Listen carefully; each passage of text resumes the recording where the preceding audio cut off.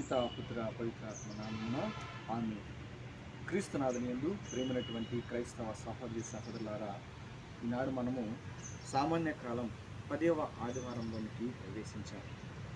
ఈ రోజున పట్టణాలు మనకి ఏమి చెప్తున్నాయంటే, సువిశేష భాగంలో మనం గమనించినట్లయితే యేసుక్రీస్తు ప్రభుకి మతి చెల్లించినదని, యేసు ప్రభుని బెల్జెబూల్ అని, అదేవిధంగా పిశాచాలకు అధిపతి అని వారు అంటున్నారు.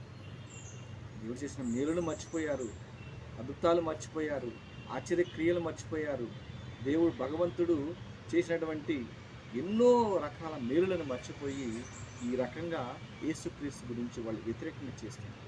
కాబట్టి ఈ రోజున మనము ఎలా మన యొక్క జీవితంలో జీవిస్తున్నాం ఒకసారి ప్రశ్నించుకోవాలి.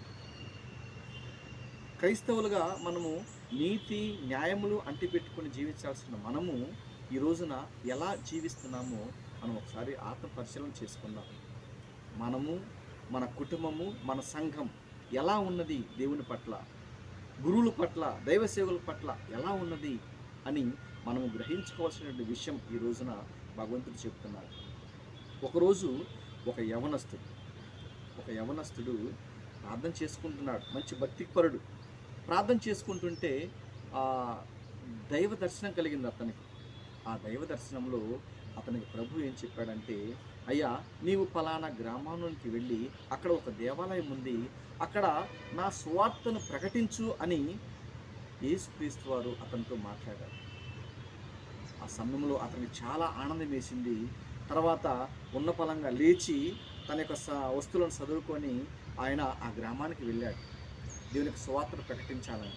అక్కడికి వెళ్ళిన తర్వాత ఆ పెద్దలను, సంఘస్థులను కలిశాడు. అయ్యా, ఇదిగో నేను ప్రార్థన చేసుకుంటుంటే నాకు ఇలా దేవుడు దర్శనం ఇచ్చాడు, మీ సంఘంలో యేసుక్రీస్తు గురించి సువార్త ప్రకటించమని అని అనగలే వాళ్ళు అన్నారు, ఆహా, అలా వచ్చిందానికి దర్శనం. సరే, అట్లయితే ఒక వారం రోజులు నువ్వు ఇంటికి వెళ్ళి ఒక వారం రోజులు ఉపవాసం ఉండి ప్రార్థన చేయి, మళ్ళా ప్రార్థన చేయి, దేవుడు మరలా వెళ్ళమని అంటే అప్పుడు రా అని చెప్పి ఆ సంఘస్థులు, ఆ పెద్దలు అన్నారు. సరే, ఆయన ఇంటికి వచ్చారు. ఇంటికి వచ్చి వారం రోజులు ఉపవాసం ఉండి ప్రార్థన చేస్తున్నాడు. దేవా, నేను నీ యొక్క సేవ చేయాలి, ఆ సంఘంలో నీ యొక్క పరిచర్య చేయాలి, నీ గురించి 10 మందికి వినిపించాలి, చాటాలి అని చెప్పి ఆయన ఉపవాసం ఉండి ప్రార్థన చేసుకొని ఆ వారం ముగిసిన తర్వాత మళ్ళా ప్రభు దర్శనాన్ని పొందుకొని అక్కడికి వెళ్ళాడు. అక్కడికి వెళ్ళిన తర్వాత మళ్ళా, అయ్యా, నేను వారం రోజులు ప్రార్థన చేశాను ఉపవాసం ఉంది, ప్రభు మళ్ళా మీ గ్రామానికి వెళ్ళి సువార్త పరిచయం చేయమన్నారంటే అట్లా అన్నారా? మళ్ళీ మాట్లాడారా ప్రభు? అట్లయితే ఈసారి 2 వారాల ఉపవాసం ఉందిరా, 2 వారాల ఉపవాసం ఉండి ప్రార్థన చేసిరా, ఈసారి కూడా దేవుడు అట్లాగనే వెళ్ళమని చెబితే మళ్ళీ మా గ్రామానికి రా అని చెప్పారు. సరేనని మరలా ఆ వ్యక్తి అక్కడి నుంచి వెళ్ళాడు నిరాశతో. సువార్తను ప్రకటించాలి అనుకున్నటువంటి ఆ వ్యక్తి ఏమి చేయడానికి కుదరక మరలా వెనక్కి వచ్చి ఆయన మరలా ఉపవాసం ఉండి 2 వారాలు ప్రార్థన చేస్తున్నారు. ప్రార్థన చేసి మరలా దైవ దర్శనాన్ని పొందుకొని మరలా ఆ గ్రామానికి వెళ్ళాడు. ఆ గ్రామానికి వెళ్ళిన తర్వాత మరలా చెప్పాడు, అయ్యా, ప్రభువారు మరలా మీ యొక్క గ్రామానికి వెళ్ళమని చెప్పారనగానే చెప్పారు. అట్లాగా, సరే ఈసారి 40 రోజులు ఉపవాసం ఉండిరా అన్నారు. 40 రోజులు ఉపవాసం ప్రార్థన చేసుకొని మరలా రా, ఈసారి మాట్లాడితే గట్టిగా మేము అప్పుడు చూద్దామని చెప్పేసి అన్నారు.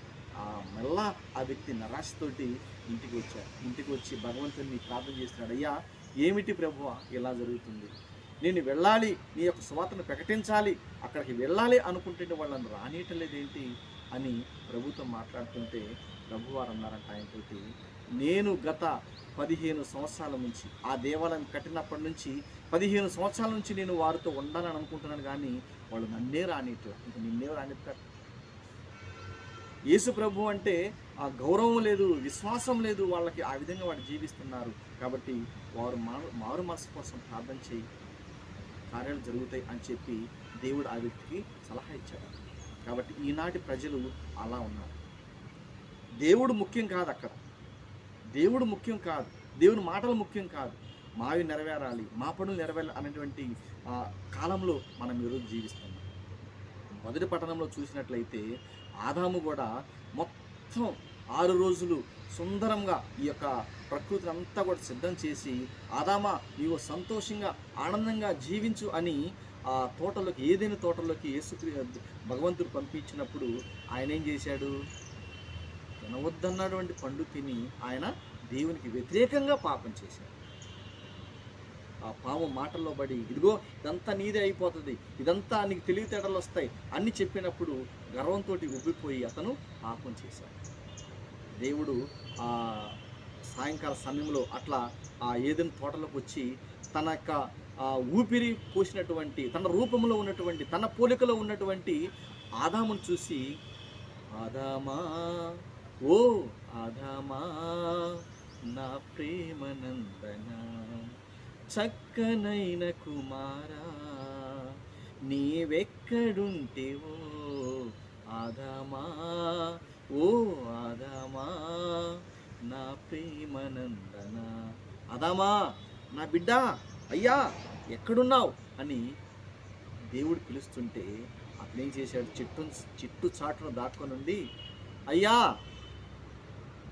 అయ్య నీదు ఆజ్ఞ మీరి పాపినైతిని, అయ్య నీదు ఆజ్ఞ మీరి పాపినైతిని, కోయరాని పండ్లు కోసి కొన్ని భుజించి మరి కొన్ని దాచిన, అవ్వయే నాకు ఇవ్వగా, అవ్వయే నాకు ఇవ్వగా, భయము లేక తింటిని దిగంబరి నైతిని, భయము లేక తింటిని దిగంబరి నైతిని, బ్రోవుము నన్నిల బ్రోవుము నన్ను మన్నించుము అని భగవంతుడితోటి వేడుకుంటున్నాను. కాబట్టి ప్రియ దేవుని బిడలారా, దేవుని యొక్క మాటలు, దేవుని యొక్క అడుగుజాడల్లో మనం నడిస్తే ఇలాంటి పరిస్థితులు ఉండవు. అందుకే దర్శన గ్రంథము 2వ అధ్యాయము 17వ వచనంలో ఒక మాట చెప్తున్నారు యోహాను గారు, మీకు చెవులు ఉన్నచో దైవ సంఘమునకు ఆత్మ ఏమి చెప్పుచున్నదో శ్రద్ధగా ఆలకించండి. మీకు గనక చెవులుంటే దైవ సంఘానికి ఆత్మ ఏమి చెప్పుస్తున్నదో మీరు శ్రద్ధగా ఆలకించండి. అది ఆలకించి దాని ప్రకారం జీవించండి. ఏమి చెబుతున్నారో, దైవ సేవకులు ఏం చెప్తున్నారో, గురువులు ఏం చెప్తున్నారో అది శ్రద్ధగా వినండి. విని దాని ప్రకారం మీరు జీవించడానికి ప్రయత్నం చేయండి. ఈరోజు వారు గారు చక్కగా పూజ చేశారండి, మళ్ళీ చక్కగా ఈరోజు వాక్యాన్ని అందించారు, చాలా ఆనందంగా ఉందండి అనగానే పక్క ఆయన అంటాడు, బ్రహ్మాండంగా పూజ చేస్తాడు, బ్రహ్మాండంగా ప్రసంగం చెబుతాడు, కానీ అని చెప్పి ఉన్నవి లేని అన్నీ కూడా ఇతరుల మీద చెబుతూ ఉంటారు. ప్రియ దేవుని బిడ్డలారా, మనకు వాళ్ళతో పని లేదు, వాళ్ళ పనులతో పనలేదు. చెవులుంటే దైవ సంఘానికి ఆత్మ ఏమి చెప్పుతున్నదో మీరు వినండి, శ్రద్ధగా వినండి, ఆలకించండి, దాని ప్రకారం జీవించండి, నువ్వు మోక్షానికి వెళ్తావు. అందుకే 2వ పట్టణంలో ఏమంటాడు పౌలు గారు, నేను ఈ జీవిస్తున్న ఈ గుడారం శిథిలమైపోద్ది, నాశనం అయిపోద్ది, ఈ మన జీవితం అంతా నాశనం అయిపోతుంది, కానీ భగవంతుడు పైన మనకు ఒక గుడారాన్ని నిర్మిస్తున్నాడు, ఆడకి వెళ్ళాలి, దానికోసం మనం ప్రాకులాడాలి, దాన్ని మనము చేరుకోవడానికి ప్రయత్నం చేయాలి. ఇహలోకంలో ఉన్నటివన్నీ కూడా అశాశ్వతం అయిపోయింది, ఏదో ఒకటి రోజున కుళ్ళిపోతాయి, కుషించిపోతాయి, నాశనం అయిపోతాయి. కానీ పైన ఉన్నటువంటి ఆ యొక్క నిత్య గుడారం కోసం, దానికోసం మనము ప్రయత్నం చేయాలంటాడు. కాబట్టి ప్రియ దేవుని బిడ్డలారా, ఇర్మియా గ్రంథంలో కూడా మనం చూస్తాము 13వ అధ్యాయం 10వ వచనంలో ఏమంటాడు, ఈ దుష్టులు నా మాట వినక తమ హృదయ కాఠిన్యము ప్రకారము నడుస్తున్నారు. ఈ దుష్టులు ఎవరోళ్ళు? దేవుని మాట విననట్టు వాళ్ళు. ఈ దుష్టులు నా మాటలు వినక తమ హృదయ కాఠిన్యం ప్రకారము నడుస్తున్నారు, వాళ్ళు ఇష్టం వచ్చినట్లు నడుస్తున్నారు. ఇది చెయ్యండి అంటే చెయ్యరు, ఇది చేద్దామంటే చెయ్యనియరు, వాళ్ళ ఇష్టం, వాళ్ళ హృదయ కాఠిన్యం ప్రకారం, వాళ్ళ హృదయానికి ఏదైతే ఇష్టమో అదే వాళ్ళు చేయాలనుకుంటారు. కానీ మరి దేవుడు ఈ మాట మనకు చెబుతున్నాడు, ఇదిగో ఈ మాట దేవుడు ఈరోజు వాక్యం ద్వారా చెబుతున్నాడు, దీన్ని పాటిద్దాం, దీన్ని ఆలకిద్దాం, దీని ప్రకారం జీవిద్దాం అనేటువంటి ఆలోచనలు ఎవరికి లేవు. ఎవరికి వాళ్ళుగా తమ హృదయం ప్రకారము తన హృదయాన్ని కాటిని బట్టి ఎలా మన హృదయం మసులుతుందో అలాగనే చేస్తారు. కానీ ఇదిగో దైవ సంఘానికి ఇదిగో ఆత్మ చెప్తుంది ఈ మాట, కాబట్టి దీని ప్రకారం జీవిద్దాం అనేటువంటి ఆలోచన లేదు మనుషులు. కాబట్టి ప్రియమైన దేవుని బిడ్డలారా, ఈ యొక్క 10వ ఆదివారంలో ఎలా మనం జీవిస్తున్నాం, ఎలా మన పని ఉంది, ఎలా మన క్రియలు ఉన్నాయో గమనించుకొని మన జీవితం జీవించడానికి ప్రయత్నం చేద్దాం. కాబట్టి దీనికి సంబంధించినటువంటి పాటలు ఒక 2 ఉన్నాయి. అది ప్రవేశ గీతంలో, యాజకులార ప్రభు సేవకులారా దైవజనులార విశ్వాసులారా కదలి రండి చేరరండి కడరా భోజన స్మరణ బలికి స్వాగతం సుస్వాగతం స్వాగతం ఘన స్వాగతం.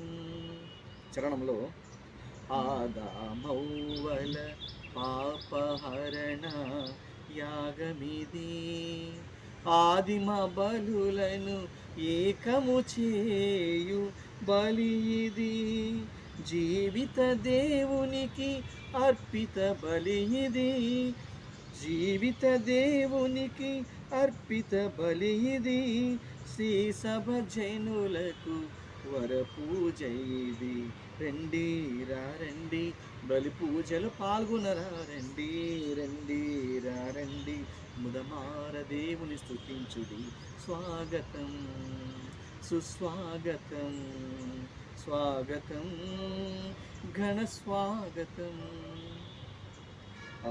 రీడింగ్ సాంగ్కి హల్లెలూయా సాంగ్.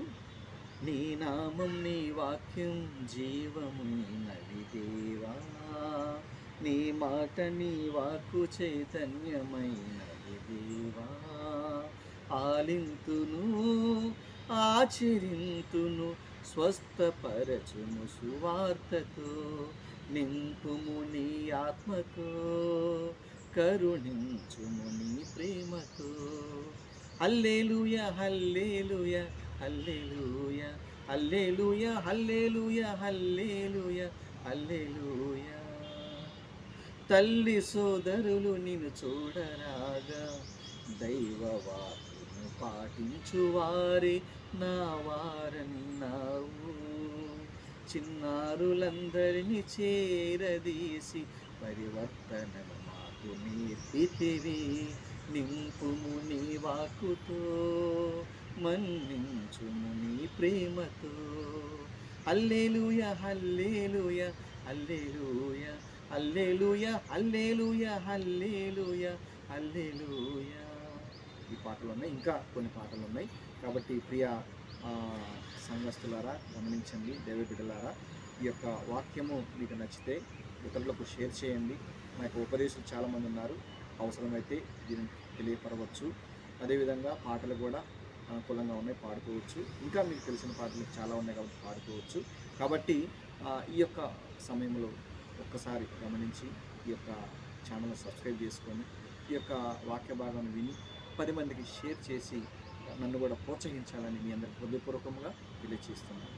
పితా పుత్ర పవిత్ర ఆత్మ నామమున ఆమేన్.